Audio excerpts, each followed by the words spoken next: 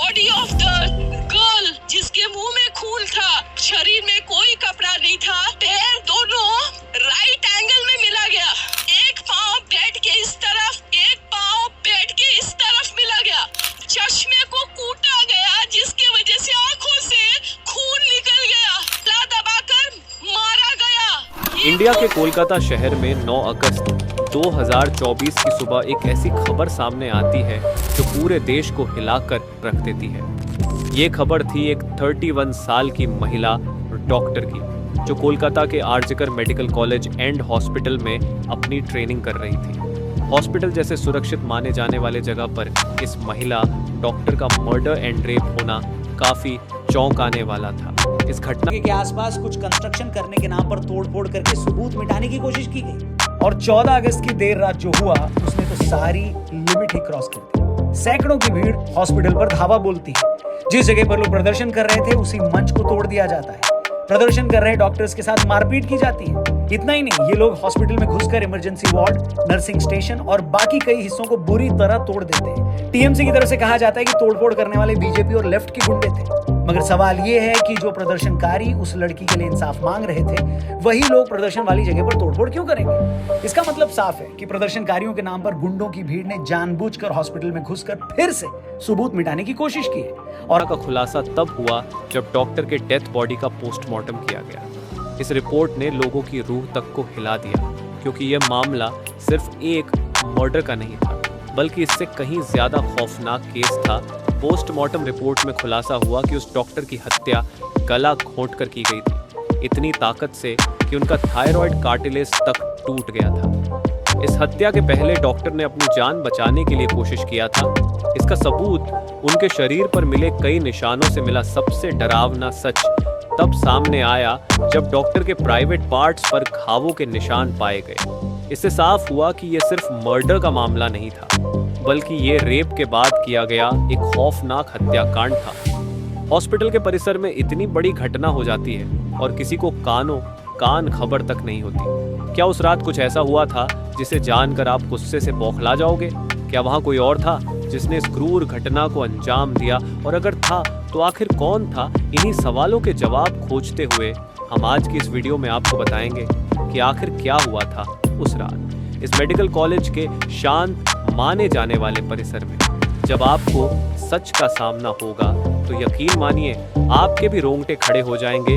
Guys, before starting this video let me tell you कि मैं यहाँ पर उन फीमेल डॉक्टर को श्रुति नाम से रेफर करने वाला हूँ एंड ये उनका रियल नेम नहीं है, सो कंफ्यूज मत होना। श्रुति एक जूनियर डॉक्टर जो कि कोलकाता के RG Kar medical college and hospital से अपनी डॉक्टर की ट्रेनिंग ले रही थी 8 अगस्त 2024 को। और दिन की तरह श्रुति अपनी नाइट शिफ्ट पर होती है और वह अपनी जॉब कर रही होती है।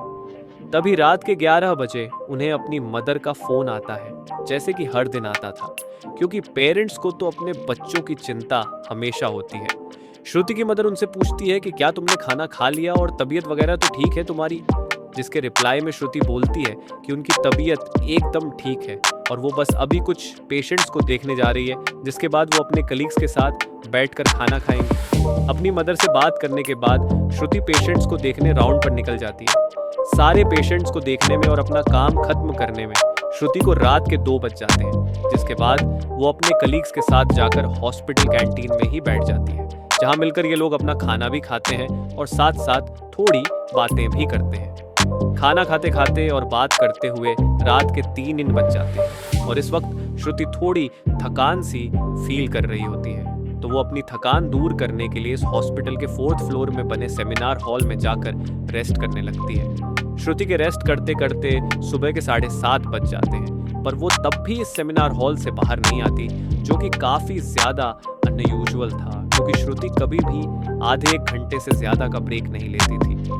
हॉस्पिटल का एक वर्कर जो कि सुबह की शिफ्ट स्टार्ट होने से पहले हॉस्पिटल के सारे रूम्स को चेक कर रहा होता है और वो ऐसे ही सारे रूम्स को चेक करते हुए इस सेमिनार हॉल की तरफ आता है। जैसे ही वो सेमिनार हॉल के बाहर आकर उसका गेट खोलता है, उसकी आंखों के सामने होता है एक भयानक नजारा, जिसे देखकर वो बहुत जोर से चीख पड़ता है। इस वर्कर की चीख सुनकर आसपास के लोग वहां इकट्ठा होने लगते हैं और देखते हैं कि सेमिनार हॉल के अंदर श्रुति की बॉडी बिना कपड़ों के पड़ी हुई है और उसके बॉडी पर कुछ ब्लड के निशान भी हैं। यहाँ खड़े सब लोगों के लिए ये एक ड्रामा से कम नहीं था, स्पेशली दूसरी फीमेल डॉक्टर्स एंड वर्कर्स के लिए, क्योंकि उन्होंने अपनी आंखों के सामने ऐसा नज़ारा पहली बार देखा था, वो भी हॉस्पिटल प्रेमिसेस के अंदर। श्रुति की बॉडी को देखकर आसपास खड़े सारे लोग उसे एक स्ट्रेचर पर लेटते हैं और इमरजेंसी रूम में लेकर जाते हैं ताकि डॉक्टर्स उसकी कुछ हेल्प कर सके। काफ़ी देर तक डॉक्टर्स के स्ट्रगल करने के बाद भी एट द एंड श्रुति कुछ घंटों के बाद अपना दम तोड़ देती है। हॉस्पिटल में कुछ लोग थे जो कि इस मर्डर एंड रेप केस को एक नॉर्मल केस जैसा दिखाने की कोशिश कर रहे थे, जस्ट बिकॉज कि वो इस हॉस्पिटल का नाम बचा सके। बट जब पोस्टमार्टम रिपोर्ट्स आती हैं तो सब दूध का दूध और पानी का पानी हो जाता है। इन रिपोर्ट से साफ साफ पता चल जाता है कि श्रुति के साथ किसी ने जबरदस्ती गलत हरकत करने की कोशिश करी और जब वो इस इंसान से अपने आप को बचाने लगी तो उसने उसका गला घूंट दिया, इवन उसे बहुत बुरी तरीके से मारा भी और फिर उसका रेप भी किया। ये सारे प्रूफ मिलने के बाद ये केस पुलिस को हैंड ओवर कर दिया जाता है एंड पुलिस वाले इस क्रिमिनल को पकड़ने के लिए लग जाते हैं। सबसे पहले पुलिस उस क्राइम सीन पर ही छानबीन करती है जहां ये सब हुआ था। किस्मत से पुलिस वालों को वहां पर श्रुति के कुछ नेल्स एंड ब्लड सैंपल्स मिलते हैं और साथ ही एक ब्लूटूथ नेक बैंड। ये केस शायद और भी जल्दी सॉल्व हो जाता अगर उस फ्लोर पर सीसीटीवी कैमरा होते तो, बट बदकिस्मती से इस सेमिनार रूम के अंदर या इसके आसपास कोई सीसीटीवी कैमरा नहीं थे। लेकिन जिस रास्ते से इस फ्लोर पर एंटर करा जाता था वहां पर कुछ सीसीटीवी कैमरा थे। पुलिस वाले इन सीसीटीवी कैमरा में सुबह के 3 बजे से 8 बजे के बीच की रिकॉर्डिंग चेक करते हैं कि इतने टाइम के बीच कितने लोग इस फ्लोर पर आए और गए थे। इन सीसीटीवी फुटेजेस को चेक करने के बाद ये पता चलता है कि टोटल 6 लोग इस फ्लोर पर आए और गए थे। ये पता लगने के बाद पुलिस वाले एक एक करके इन 6 लोगों को पूछताछ के लिए बुलाते हैं कि वो लोग वहां पर उस टाइम क्या कर रहे थे। और इन लोगों को इस बीच यहाँ कुछ भी अजीब दिखा कि नहीं। इन लोगों से पूछताछ के दौरान पुलिस वाले उनके फ़ोन का ब्लूटूथ भी ऑन करके चेक करते हैं कि जो ब्लूटूथ हेडसेट उन्हें मिला था वो इनमें से किसका था, क्योंकि आपको पता होगा ही कि एक बार अगर आप किसी ब्लूटूथ डिवाइस से अपना फ़ोन पेयर करते हो तो अगली बार वो उससे ईजीली कनेक्ट हो जाता है। और फाइनली पुलिस वालों की ये ट्रिक काम भी आती है, क्योंकि ये ब्लूटूथ नेक बैंड इन 6 लोगों में से एक आदमी के फ़ोन से कनेक्ट हो जाता है, जिसका नाम था संजय रॉय, जो कि एक सिविल वॉलंटियर था। सिविल वॉलंटियर वो लोग होते हैं जो कि पुलिस के अंडर काम करते हैं और उनकी हेल्प करते हैं छोटे मोटे कामों को मैनेज करने में। लाइक आपने बहुत सारे फेस्टिवल्स अनऑथराइज्ड पार्किंग या भीड़ भाड़ वाले एरिया में देखा होगा कि कुछ ब्लू कलर की यूनिफॉर्म्स पहनकर ऑफिसर्स खड़े रहते हैं, जिनका काम होता है कि विदाउट एनी रीजन कहीं पर भी ज्यादा क्राउड इकट्ठा ना हो। तो अब पुलिस वालों को अपना पहला कातिल मिल चुका था, जिसके बाद वो संजय रॉय से और गुस्से से पेश आने लगते हैं। बट संजय पुलिस वालों की किसी बात का भी जवाब नहीं दे रहा होता, क्योंकि वो काफी ज्यादा नशे की हालत में था। इस बीच पुलिस वाले संजय का फोन भी चेक करते हैं, जिसमें उन्हें भर भर के पोर्नोग्राफिक कंटेंट मिलता है, जिससे उनका शक यकीन में बदल चुका था कि संजय ही श्रुति के मर्डर का मेन कल्प्रिट है। इसके बाद पुलिस वाले संजय रॉय को और ज्यादा डराने लगते हैं एंड फाइनली वो डर कर अपना गुनाह कबूल भी कर लेता है कि उसने ही श्रुति को मारा है और उसका रेप किया है। ये पता लगते ही कुछ पुलिस वाले और प्रूफ्स कलेक्ट करने संजय रॉय के घर जाते हैं, जहां पर उन्हें एक शू मिलता है जिसके ऊपर कुछ खून जैसे ही धब्बे थे। तो पुलिस वाले उसका सैंपल कलेक्ट कर लेते हैं। थोड़ी और तलाशी लेने पर पुलिस वालों को संजय के घर के बाहर कुछ कपड़े सूखते हुए दिखते हैं और ये वही कपड़े थे जो कि उस दिन संजय ने पहने थे, क्योंकि ये सब सीसीटीवी कैमरा में कैप्चर हो गया था। इससे जाहिर था कि संजय ये प्रूफ मिटाने की भी कोशिश कर रहा था। बट जब संजय को पूछताछ के लिए पुलिस स्टेशन में लाया गया था, उस वक्त वो काफी ज्यादा नशे की हालत में था।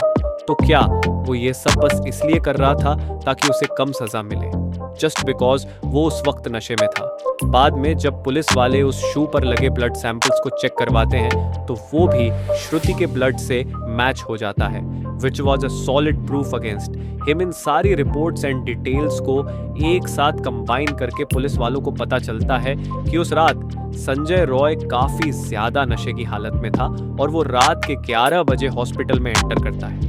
संजय अक्सर उस हॉस्पिटल में नाइट शिफ्ट किया करता था, तो उसे यहाँ की काफी अच्छी नॉलेज भी थी।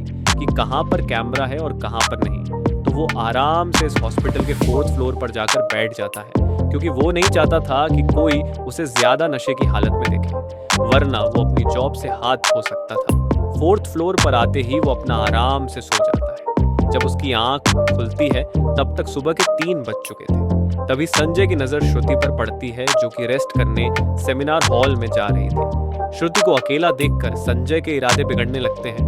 वो पहले काफी देर तक इस फ्लोर के चक्कर लगाने लगता है, ये कंफर्म करने के लिए कि कोई यहाँ पर ज्यादा आ तो नहीं रहा। जब उसे लगता है कि हाँ उसका रास्ता साफ है, तो वो 4 बजे सेमिनार हॉल के अंदर एंटर करता है और फिर वहां से 4:45 पर बाहर आता है। इन 45 मिनट्स तक श्रुति के साथ इस आदमी ने क्या क्या किया होगा और वो कितने पेन से गुजरी होगी, ये सोचकर ही किसी का भी दिल सहम जाएगा। स्पेशली श्रुति के पेरेंट्स, जिन्होंने इतनी उम्मीद से और सैक्रिफाइसेस करके अपनी बच्ची को डॉक्टर बनने भेजा था, एंड श्रुति अपने पेरेंट्स की अकेली बेटी थी, तो उनके लिए तो ये किसी सदमे से कम नहीं होगा। एंड गाइस, ये केस अभी भी क्लोज नहीं हुआ है और 23 अगस्त तक संजय राय को कस्टडी में रखा जाएगा। ट्रेनी डॉक्टर का रेप और मर्डर हो जाता है। उस पर मेडिकल कॉलेज के प्रिंसिपल पर कई घंटों तक कोई एक्शन नहीं होता। सोशल मीडिया पर प्रेशर पड़ता है तो उसे रिजाइन करना पड़ता है, मगर 12 घंटे के अंदर ही उसे दूसरे कॉलेज का प्रिंसिपल बना दिया जाता है। आज तक की एक रिपोर्ट के मुताबिक मुर्शिदाबाद मेडिकल कॉलेज के एक अधिकारी अख्तर अली ने बताया कि उन्होंने अपनी जिंदगी में संदीप घोष जैसा करप्ट आदमी आज तक नहीं देखा। ये आदमी हर काम में 20% कमीशन लेता था। पोस्टिंग से लेकर हाउस शिफ्ट तक हर काम में पैसे खाता था। ये स्टूडेंट्स को शराब पिलाता था। उसने माफिया राज फैला रखा था। अपना भौकाल बनाने के लिए, अपनी सिक्योरिटी के लिए बहुत सारे लोग अस्पताल में रखता था। अख्तर अली ने कहा कि मैंने खुद इस आदमी के खिलाफ शिकायत की थी, मगर कुछ नहीं हुआ।